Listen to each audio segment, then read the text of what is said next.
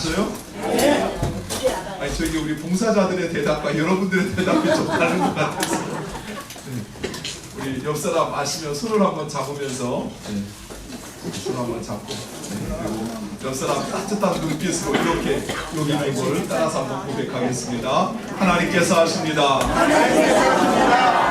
한 번 더 고백하겠습니다. 기대가 됩니다.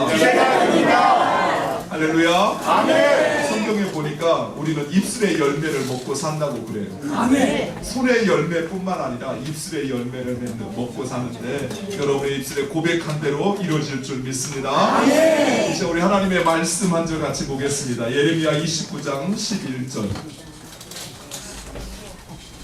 보여주시는가요? 우리 같이 한번 보이시는 한 목소리로 함께 읽겠습니다. 여호와의 말씀이라. 너희를 향한 나의 생각을 내가 아나니 평안과 불안이 아니라 너희에게 미래와 희망을 주는 것이니라. 아멘.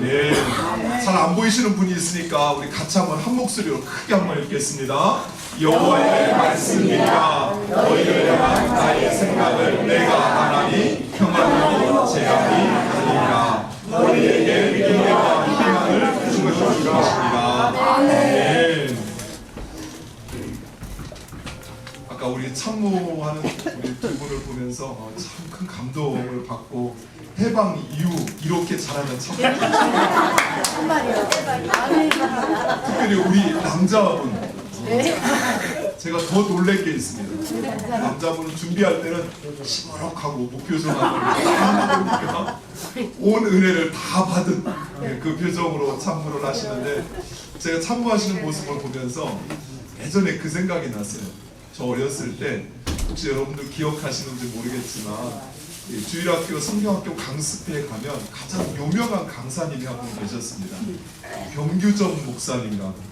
지금은 돌아가셨는데 병규정 목사님이 다리를 이렇게 장애가 있으신, 그런데 그분이 이렇게 성경학교 강습회를 할 때 앞에서 찬양을 하면 율동을 같이 하시는데 그분만큼 정말 은혜가 되고 감동이 되는 율동이 없으셔요. 근데 제가 오늘 우리 남자분 참 하시는 분을 보면서 그 감동이 다시 한번 새록새록 생각났어요. 저렇게 죄송합니다. 약간 통통하신 어떻게 저렇게 그 선율 비슷한 이 손의 동작이 나올까 이걸 보면서 감동했고 옆에 권사님은 정말 역시 유연한 몸을 통해서 하나님 앞에 이렇게 귀한 참으로 영광 돌리는 것을 보면서 큰 은혜가 되고 감동이 되었습니다. 우리 같이 한번 기도하고 함께 말씀을 보겠습니다. 아버지 하나님, 우리를 사랑하시어 오늘 이 자리에 부르신 줄 믿습니다. 이곳에서 주님을 만나고 주님의 말씀을 통하여 우리를 향한 하나님의 뜻과 사랑을 깨닫고 그 말씀에 순종하며 살게 하옵소서. 아멘. 예배를 섬기는 사랑하는 귀한 손길들 위에 그들의 몸과 영이 강건케 되어져 이 땅을 사는 날 하나님을 영화롭게 하는 복된 주의 자녀들 되게 하여 주시옵소서. 아멘. 예수님의 이름으로 기도드리옵나이다. 아멘. 하나님께 선택받아 쓰임받은 사람들에게는 몇 가지 공통점이 있습니다. 그들은 대부분 그리 잘나지 않았습니다. 그리고 그들은 또한 많은 것을 가진 사람이 아니었습니다. 제가 이렇게 여러분들을 보니까 여러분은 조금 쓰임받기는 약간 문제가 있을 것 같아요. 너무 다 잘나셔서 너무 많은 것을 갖고 계셔서. 그런데 하나님께 쓰임받은 사람들은 그리 잘나지 않았습니다. 우리가 그들의 말씀을 끝까지 다 듣고 알기 때문에 이렇게 그들을 되게 좀 멋있게 바라보는데 실제 그렇지 않습니다. 아브라함도 첫째가 아니고 둘째로 태어났지. 또 야곱도 첫째가 아닌 둘째, 요셉도 10번째 아들로 태어났습니다. 성경에서 첫째라고 하는 것은 단순히 제1순위다 라고 하는 의미뿐만 아니라 하나님께서 그를 특별히 사랑하셔서 장남으로, 가장으로 또는 그를 가장 큰 자로 세우셨다는 의미입니다. 받으세요. 하나님 전하셨나 봐. 말씀 듣는 시간에도 전화를 하시고. 자, 이처럼 하나님께 쓰임받은 사람들은 그리 잘나지도 또는 많은 것을 갖지도 않습니다. 그런데 하나님께 쓰임받은 사람들의 더 결정적인 공통점이 한 가지가 있습니다. 그게 뭐냐면 그들은 모두 고난을 당했다는 사실이에요. 그들의 인생에 짧거나 길거나 하나님께 쓰임받은 모든 사람들은 고난의 시간을 반드시 겪었다라는 사실입니다. 하나님께서 아브라함을 부르셔서 가나안 땅으로 인도하십니다. 그러면서 내가 지시할 땅으로 가라. 아브라함이 하나님 말씀에 순종하여 하나님의 지시할 땅으로 갔습니다. 그럼 이제 어때야 돼요? 하나님 지시할 땅으로 갔으니까 그 땅은 평화롭고 풍요롭고 그 땅은 살기 좋아야 되잖아요. 그런데 그 땅에 도착한 지 얼마 되지 않아 그만 가뭄과 흉년이 찾아왔습니다. 우리 하나님이 급하신가 봐. 정말 자주 하시네. 하나님이 지시할 땅으로 갔는데 오히려 그 땅에는 가뭄과 흉년이 찾아와서 아브라함은 그 땅에 거할 수가 없어 그만 애굽으로 내려가고 말았던 것입니다. 이처럼 오히려 하나님의 말씀에 순종하면 일이 잘 되어야 되는데 오히려 막힌 문도 열려야 되는데 오히려 어려움이 찾아와요. 하나님께서 요셉에게 그의 인생을 통한 계획을 꿈으로 알려주셨습니다. 해와 달과 11별이 요셉에게 절을 하고 형제들과 함께 곡식단을 묶는데 형들이 묶은 그 곡식단이 요셉에 묶은 곡식단을 향하여 절을 합니다. 얼마나 좋은 꿈입니까? 당장이라도 가서 로또 사야지. 그런데 그 꿈을 꾸고 난 이후에 요셉은 오히려 형제들에게 팔려 노예로 예굽으로 끌려가게 됩니다. 아니 하나님 그런 좋은 꿈 꾸게 하셨으면 로또는 아니더라도 아니 10,000원짜리 아니 100,000원짜리라도 당첨되게 해주셔야 되는데 그게 아니라 오히려 노예가 되어 종이 되어 끌려가요. 그 이후에는 어떻게 됩니까? 억울한 누명을 쓰고 감옥에 갇히기까지 합니다. 아니 하나님께 좋은 거 보여주셨는데 왜 그럴까요? 또 모세는 어땠습니까? 모세는 이스라엘 백성이었지만 히브리 민족이었지만 바로의 딸의 양자가 되어서 바로의 궁에서 편안히 살고 있었습니다. 그런데 자기의 동족 히브리인들이 예굽인들에게 고통당하는 것을 보고는 참지 못하고 그 히브리인들 도우기 위해서 그만 예굽 사람을 죽이고 말았어요. 그런데 거기서 끝난 게 아니라 자기가 믿고 도우려고 했던 이 히브리 사람들이 모세를 배반하여 그만 모세를 고발하게 돼요. 네가 우리까지도 죽이려고 하느냐? 오히려 자신의 마음을 그 의도를 왜곡시켜서 모세로 하여금 도망자가 되게 합니다. 그래서 모세는 미디안 광야로 도망을 치게 돼요. 그리고 그 40년 동안 어떻게 살았죠? 미디안 광야에서 처가살이 하면서 40년을 살았습니다. 다윗은 어떻습니까? 어느 날 갑자기 사무엘이라고 하는 하나님의 대선지자가 찾아오더니 그의 머리에 기름을 부으면서 하나님께서 너를 이스라엘 왕으로 삼으셨다라고 말씀을 하시는 거예요. 자, 그러면 이제 어떻게 돼야 됩니까? 하나님의 선지자가 기름을 부었으니까 왕이 돼야지요. 왕궁에 들어가서 왕이 돼야지요. 아니요. 오히려 당시 왕이었던 사울에게 미움을 받아 도망자가 되기 시작합니다. 하루하루 내 생명이 혹시나 위태롭지는 않을까 그 불안과 두려움 가운데 다윗은 17년 동안이나 도망다니면서 살아있어요. 이처럼 하나님께 부름을 받고 하나님께 쓰임을 받는 모든 사람들은 그들의 인생 가운데서 고난을 경험하게 되었다는 사실이에요. 그렇다면 하나님은 왜 이처럼 하나님께서 택하시어 부르신 사람에게 고난을 주시는 것일까요? 차라리 외면하고 버림받았다면 그런 줄 알 텐데, 오히려 하나님께서 너를 택했다고 말씀하시고 내가 너를 통해서 일하시겠다고 말씀하시고 그에게 기름을 부어 왕으로 삼겠다고 말씀하셨는데 왜 이들의 삶에는 고난이 찾아올까? 그것은 바로 하나님께서 우리를 하나님의 아들들로, 하나님의 자녀로 인정하시기 때문입니다. 우리 히브리서 12장 6절에서 8절 말씀 준비됐으면 한번 보여주시죠. 히브리서 12장 6절에서 8절 말씀, 우리 화면을 보고 같이 한번 읽겠습니다. 주께서 그 사랑하시는 자를 징계하시고 그가 받아들이시는 아들마다 채찍질을 하심이라 하였으니 너희가 참음은 징계를 받기 위함이라.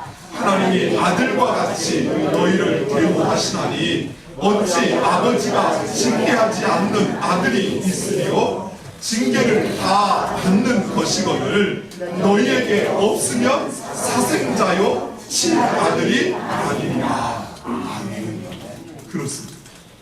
우리가 받는 고난은 우리가 하나님의 자녀라는 증거라는 것입니다. 자녀가 잘못되는 길을 가는데 그것을 두고만 보는 부모가 있습니까? 여기 연세 많으신 우리 어르신들, 자녀에게 더 나은 길이 있어요. 그런데 그 자녀에게 나쁜 길을 인도하는 부모가 있습니까? 맞아요. 부모는 자녀에게 할 수만 있으면 더 좋은 것을 주고 싶어하고 더 좋은 길로 인도하고 싶은 것이 부모의 마음입니다. 이처럼 우리를 아들로, 우리를 자녀로 삼으신 하나님께서 우리의 삶에 더 나은 길로, 더 복된 길로, 더 좋은 길로 인도하시기를 원하신다는 사실입니다. 자, 그렇다면 우리에게 더 나은 길 주기를 원하시는 하나님께서 왜 우리에게 이런 고난을 주시는 것일까요? 오늘 우리가 읽은 첫 번째 읽었던 예레미야 29장 11절에 있는 말씀은 나라를 잃고 집을 잃고 땅을 잃고 그리고 가족들과 억지로 헤어져 바벨론으로 끌려간 바벨론에 포로된 이스라엘 백성들에게 주신 말씀입니다. 잘 먹고 잘 살고 있고 내일을 위해서 열심히 준비하고 시험을 봤는데 시험을 이제 합격해서 이제 대학 갈라면 기다리는 사람에게 준 것이 아니라 모든 것을 잃어버려서, 그래서 내 인생은 이제 끝장났어, 내 인생은 이제 별 볼 일 없어, 더 이상 나에게는 아무런 희망도 없어 생각하는 바로 그 포로된 이스라엘 백성들에게 하나님께서 오늘 우리가 읽은 예레미야 29장 11절의 말씀을 주시면서 뭐라고 말씀하시냐면 너희를 향한 나의 생각을 내가 하나니 곧 평안이라.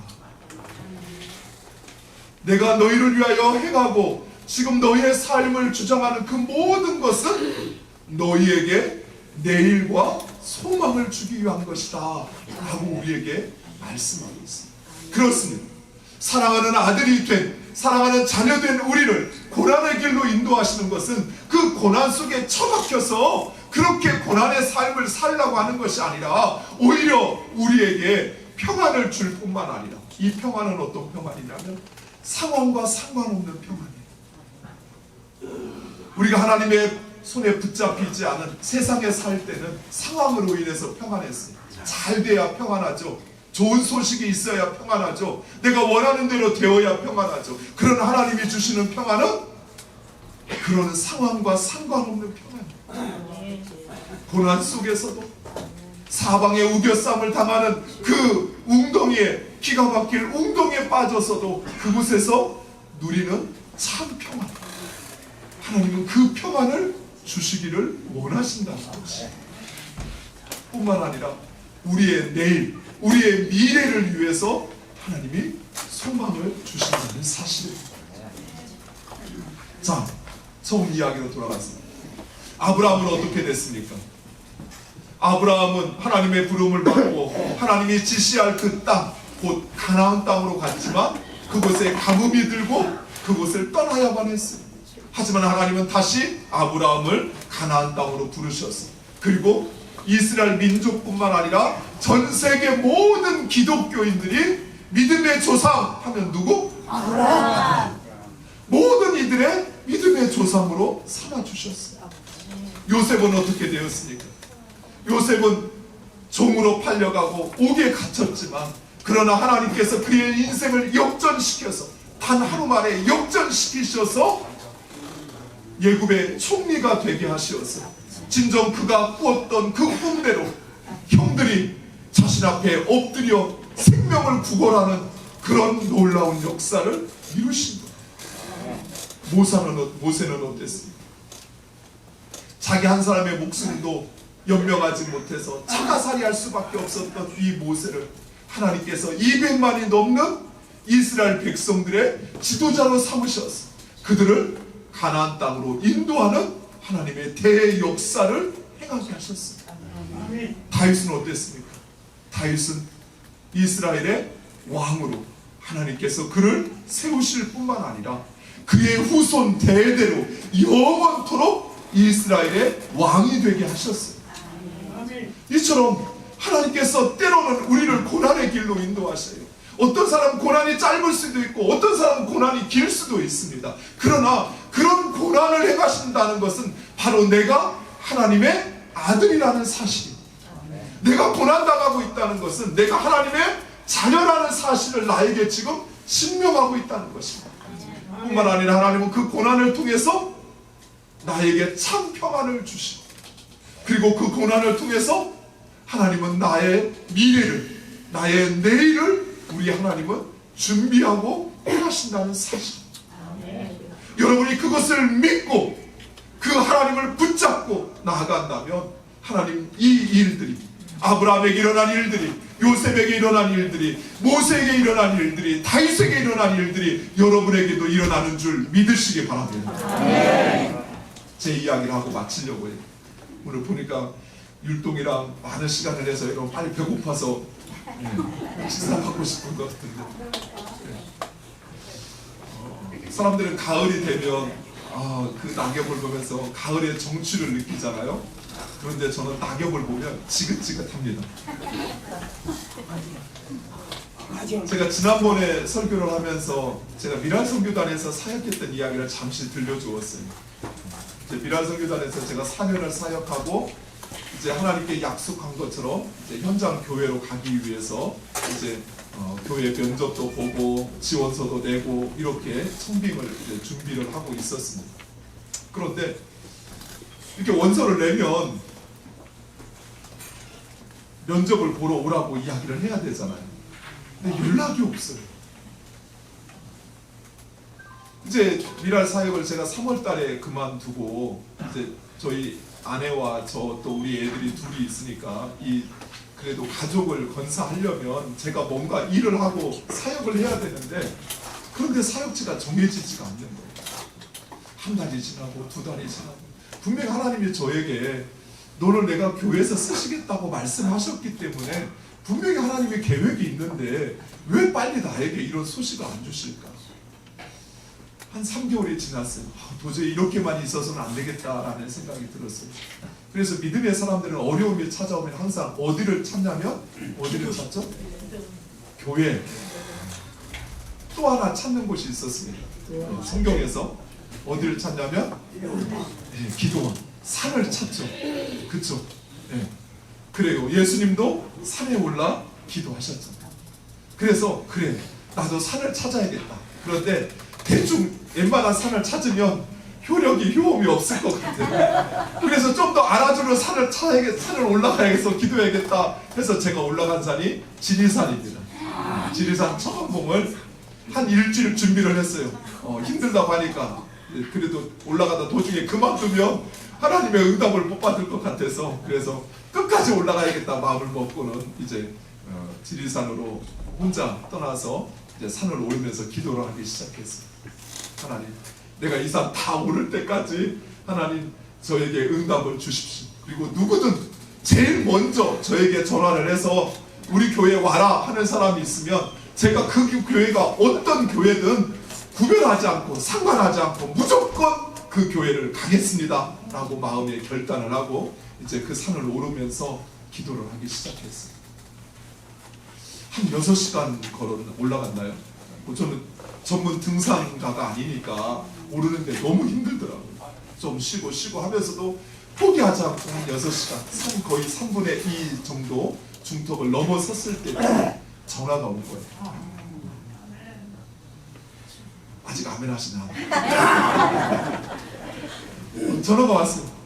딱 전화를 받는데 저기 전라북도 부안에서 목회를 하고 있던 저희 큰 누님이 전화를 한 거예요. 부안에 온누리교회라고 하는 이제 전업교회를 표방하는 교회가 있었어요. 그런데 그 교회가 조금 어려움에 처했던 거예요. 성도가 그렇게 많은 게 아니었어요. 성도들이 적었어요. 그런데도 교회가 어려움에 처했는데 담임 목사님이 너무 실망이 돼가지고 다시 목회를 시작할 희망이 없는 거예요.